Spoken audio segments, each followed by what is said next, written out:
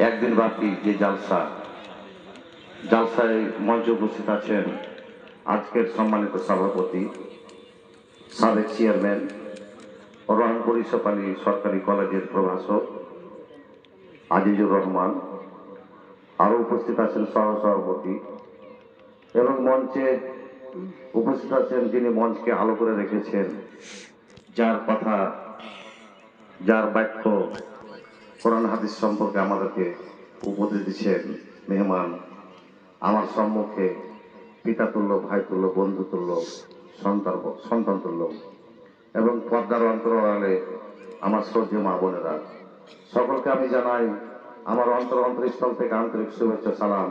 আসসালামু আলাইকুম। সব কেমন আছেন?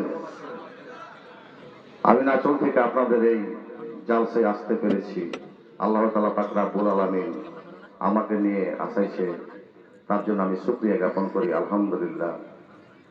আমরা পৃথিবীর বুকে যেই যাই করি না কেন আর যেই পদ অবলম্বন করি না কেন, আল্লাহ তাআলাকে স্মরণ করে আমাকে চলতে হবে।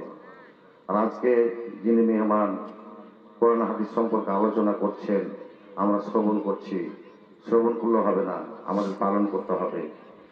আমি আপনাদের সম্মুখে উদ্দেশ্য নিয়ে দাঁড়িয়েছি, কারণ এই পৃথিবীতে উদ্দেশ্য ছাড়া কেউ চলাফেরা করে না। আমি উদ্দেশ্য নিয়ে দাঁড়িয়েছি। আমার উদ্দেশ্যটা বলার পূর্বে আমার পরিচয় দিতে হবে যে আমি আসলে কে, আমি কি উদ্দেশ্য নিয়ে আপনাদের সম্মুখে দাঁড়িয়েছি। আমি মোহাম্মদ কামাল উদ্দিন, পিতা মোহাম্মদ ফজলুর রহমান, বাড়ি আমাদের দোয়াছি, আল্লাহ তাআলা পূরণ করবে আপনাদেরকে দিয়েই। তাই আমি আপনাদের নিকটে আসছি, আপনাদের হৃদয়ে আসছি, আপনাদের স্মরণাপন্ন হয়েছি। আমি একটা কথা বলতে চাই, আপনারা অনেকেই জানেন যে নাচল উপজেলায় এটা দিয়ে 64টি জালসা আমাদের উপজেলায় হয়েছে। তার মধ্যে আল্লাহ তাআলা আমাকে 63টাতে অংশগ্রহণ করাইছেন, তার জন্য আমি শুকরিয়া জ্ঞাপন করি। আর আমি বেশি কথা বলতে চাই না, আমরা কোরআন হাদিস সম্পর্কে আলোচনা শুনব। আর একটি কথা, যে আমি 8ই মে, আপনারা হয়তো অনেকে জানেন যে আমি ভাইস চেয়ারম্যান পদপ্রার্থী নির্বাচন করছি।